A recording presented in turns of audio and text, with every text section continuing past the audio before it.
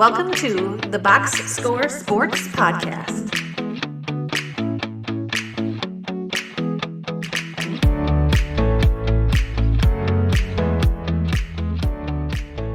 Okay, let's move on to the bad, Eric. Let's go to the bad. Give me your bad for week 5. Raiders and Geno Smith. Oh, They've been. Matt, turn your ears off. If you're listening to this, Matt, just No, turn your ears off. Go I'm ahead. gonna hit you with some knowledge here, Matt.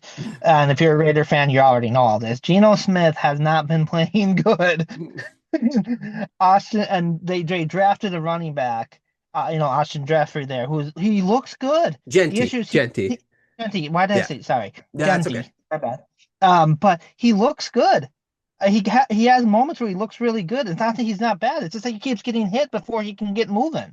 Right. And like they drafted a running back before an offensive line. Again, the issue with drafting a running back so high, you still need a lot of other pieces to make that running back worthwhile.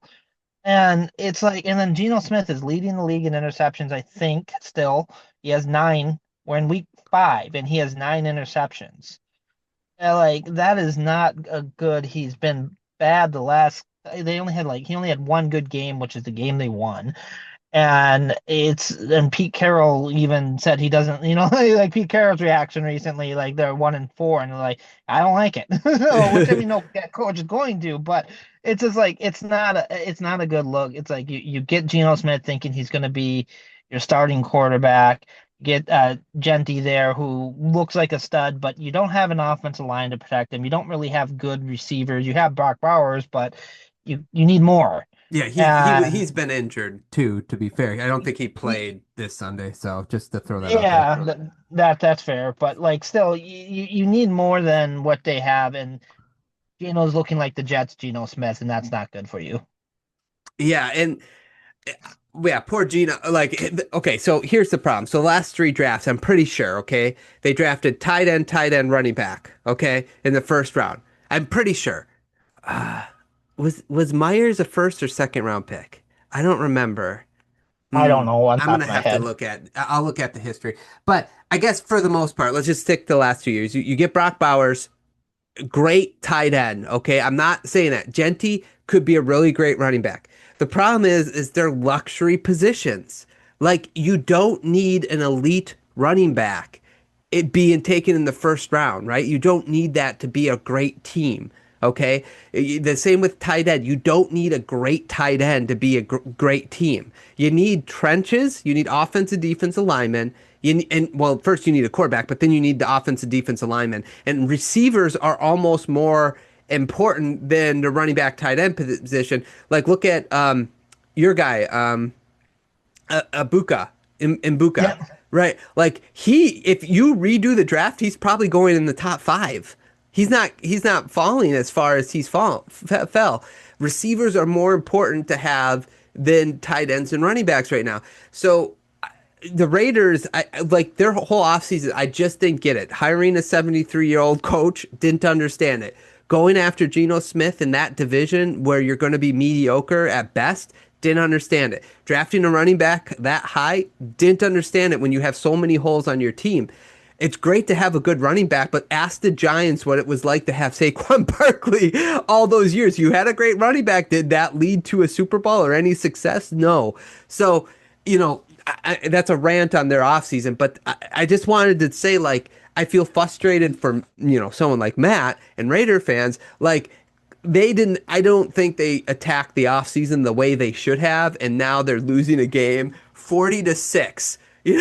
Against the Colts. It's like that's crazy to me. I don't understand why. Obviously there are injuries, but you look at the Bucks, you look at other teams with injuries, and they're finding ways to survive. You got to be more competitive, 40-6. So, agree with you. That's a bad this week. yeah, not a good look for them. I would not want to be a Raider fan right now. I just I just don't understand their offseason. Like especially in that division too, you know what I'm saying? Like it's not I'm just real go ahead. They're just trying to skip ahead. They wanted to become competitive faster, and Geno looked good, better than other options. But it's not that. I don't even think Geno's I mean, he's the problem throwing picks and stuff like that. But I just don't think he has any time. They have a terrible offensive line. Well, that's part of it. So they didn't have, let's see, um, it looks like in 2022 they didn't have a first round pick.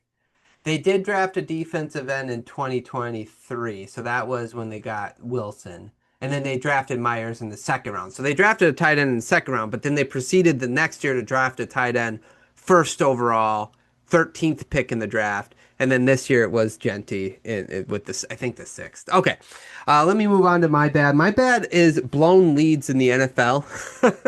I figured this is where I kind of changed it up on you.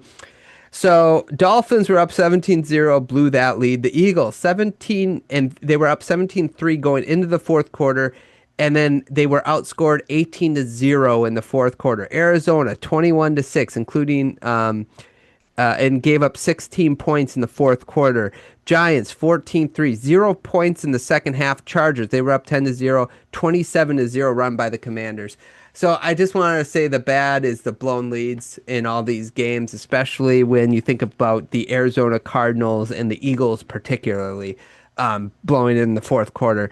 But a lot of blown leads. And it's not just they blew the lead and like they were kicking field goals and the other team was scoring touchdowns. Like no points for long stretches for these teams, which is crazy to think that you would put up 17 points and then you can't put up any more points. Eagles especially, like they seem like a half to half team. Like I don't know, Right. they don't seem like I'm worried about the Eagles. If you're an Eagles fan, I would be worried. It seems like they show up one half and not the next half. So anyway, that's my bad for the week is all these blown leads. Well, yeah, and it's just confusing because it's like like they take their foot off the gas, that's what some people say, but then they can never put it back on. Right. And it's like, and you see it every week, and like every year, it's like, why do people like, oh, I'm up by 14 points, I'm gonna start, killing the clock, and I get what the idea behind it, but it's not run to the finish line, it's run through the finish line. Yeah. Not that I'm a guy that knows much about running.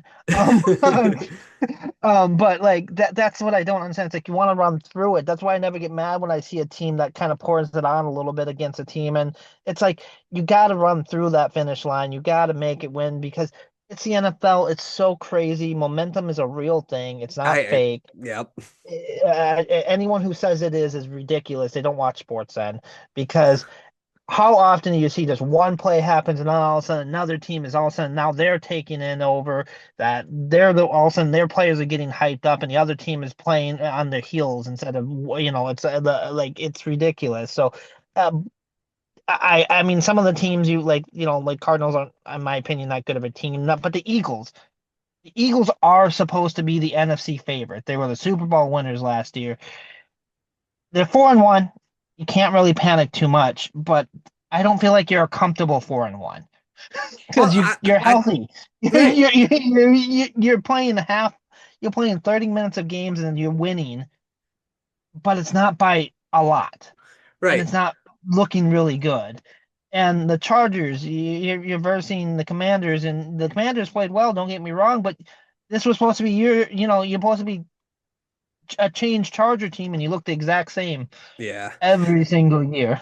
Yeah, to be fair, their offensive line is in shambles, but it's still like it baffles me. You find a way to score 10 points and then you can't score the rest of the game. Momentum, I always describe momentum as real but fragile. So it's like it's this thing you can keep building and building, but it can break by one play. Like if you don't believe me, go watch the Dolphin game. They were up 17-0 and then Bryce Young breaks a sack, rolls to his right, throws on, I think it was 4th and 4, and he throws a ball, gets caught in bounds, and then the Panthers just got going after that.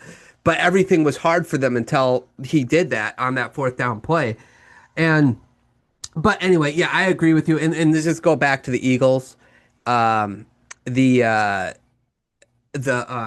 Against the Bucks, they the second half they didn't have a completed pass, right? They had like 23 yards. And then against the Rams, if the Rams didn't get 2 field goal blocks, they win that game. So it's just like all these, I don't know. These teams blowing these leads is crazy to me. Okay, let's go do our ugly.